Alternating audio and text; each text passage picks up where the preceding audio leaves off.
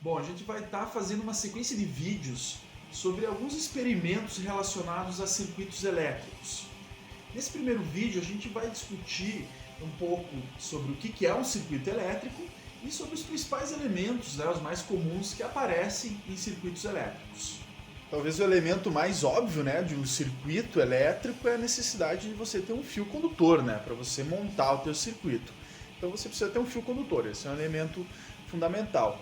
Daí você tem fios de diferentes formas aí, materiais e constituições, dependendo da aplicação que você vai querer. Outro elemento dos circuitos elétricos são os geradores ou a fonte de alimentação do teu circuito, Essa fonte de alimentação ela pode ser uma fonte de corrente contínua ou de corrente alternada.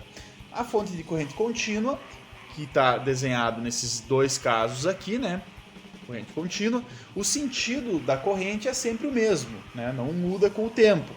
Exemplo, pilhas, baterias, como esta daqui, ok? E também temos as fontes de corrente alternada, que se representa desta forma aqui em cima, que também se chama de AC ou CA, corrente contínua DC ou CC. A diferença entre esse desenho aqui, de uma fonte de corrente contínua, onde o terminal negativo está aqui e positivo lá, para esse daqui é que nesse caso aqui a gente não está considerando a resistência interna, da própria bateria, pilha, seja lá o que for isso daqui. Nesse caso aqui a gente está considerando a resistência interna, está desenhado aqui, esse é o símbolo do resistor, tá? Então os dois casos são fontes de corrente contínua, DC ou CC, na sigla. Esse primeiro desenho aqui é a representação de uma fonte de corrente alternada, que daí um ótimo exemplo é a corrente do circuito que a gente usa nas nossas residências, ou seja, a rede elétrica residencial ela é de corrente alternada. Outro exemplo de fonte aqui que a gente vai utilizar bastante nos nossos vídeos é uma fonte também de corrente contínua, tipo essa daqui, só que é uma fonte regulável, Então a vantagem dela é que eu consigo ajustar qual a DDP que eu preciso aí, dependendo do que eu for ligar no meu circuito. Essa daqui eu consigo regular de 0 até 30 volts, Então você vem aqui, você tem o ajuste grosso, o ajuste fino, aqui assim, e você conecta os cabos aqui no terminal negativo e terminal positivo, e você utiliza aí com a regulagem de acordo com o que você vai estar ligando no circuito. Interruptor também é outro elemento que aparece em circuitos elétricos aí, e serve basicamente para você estar desligando e ligando, o circuito. Ou seja, aqui eu tenho um desenho, que geralmente é a simbologia que aparece nos esquemas elétricos de um interruptor aberto, ou seja, vai estar desligado, não está passando nenhum tipo de corrente por aqui, e um interruptor fechado, ou seja, um circuito fechado, daí vai estar permitindo que passe corrente ali por ele. Então ele serve para isso, para abrir e fechar o circuito, ou seja, desligar e ligar algo. Aqui eu tenho um interruptorzinho, que era de algum componente eletrônico aqui e tal, liga, desliga, tá? Beleza? Tem outros tipos de interruptores, esses de residenciais aí, que são talvez mais conhecidos aí de vocês, tá?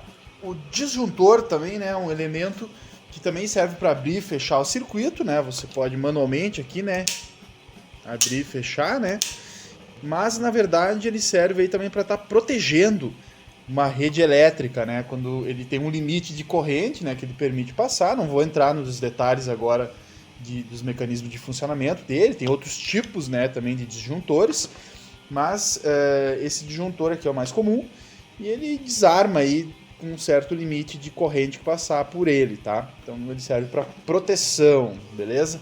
Tem uma função também semelhante aí a um fusível, que eu não encontrei nenhum por aqui para mostrar para vocês, mas o fusível também tem uma função semelhante, só ele é um fiozinho muito fino que se rompe aí num determinado limite de corrente, diferente do disjuntor que simplesmente desarma, você vai lá e liga ele de novo, beleza, Outro elemento aí também que é muito comum em circuitos elétricos são os resistores, inclusive aparece bastante aí em circuitos quando se estuda, principalmente a nível de ensino médio, Resistores, associação de resistores, a gente vai estar fazendo aí um outro vídeo sobre essa temática, tá?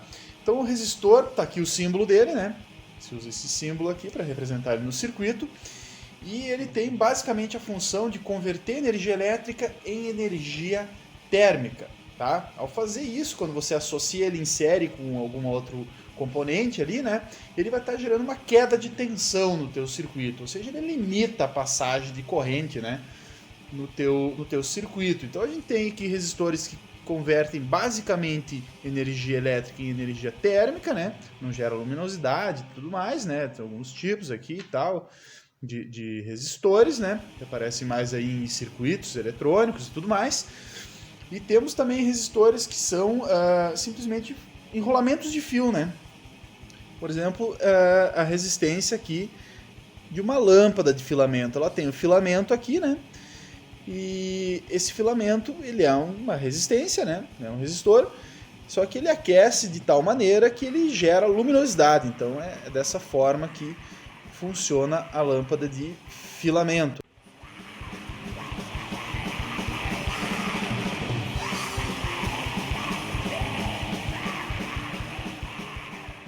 Também tem a resistência do teu chuveiro lá e tal, que daí não gera luminosidade, mas ela tem basicamente um mecanismo muito semelhante de funcionamento desse tipo aqui de resistência.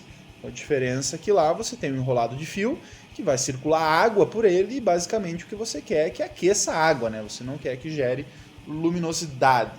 Daí temos os receptores. Bom, o que é um receptor? Um resistor, como eu mostrei, você também está recebendo energia elétrica, né? Então, qual que é a diferença entre um resistor e um receptor? Bom, o receptor, você está vendo aqui, o símbolo dele é o mesmo símbolo que aparece no gerador, né?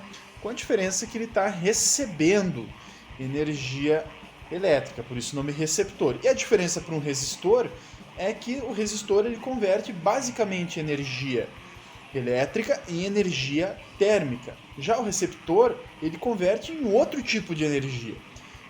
Ou seja, por exemplo, um motor. Aqui eu tenho dois motores aqui que são exemplos de receptores. Ele converte uma parcela em energia térmica, óbvio, porque ele tem uma resistência interna, que está desenhada aqui assim, um R', né? Está desenhado ali. Mas ele converte também uma outra forma de energia. No caso do motor, em energia mecânica, aqui, em movimento. Os capacitores, eles são dispositivos que aparecem nos circuitos elétricos e a função de um capacitor é armazenar energia elétrica, tá?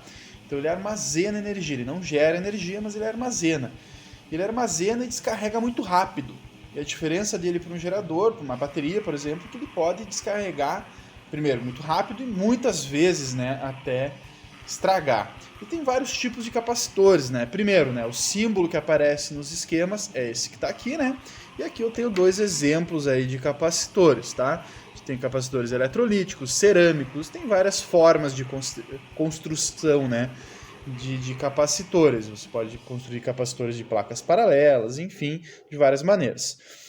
E para demonstrar, né, essa capacidade de armazenamento, o que a gente pode fazer é pegar uma fonte de alimentação, essa nossa fonte regulável aqui assim. Temos que sempre cuidar o limite, né, de tensão que o teu capacitor suporta. Esse daqui suporta até 50 volts, né? Então tá tranquilo. Se eu botar qualquer coisa menor do que isso, aí esse tipo de capacitor ele tem polaridade para mim ligar, é o terminal positivo e o terminal negativo, né?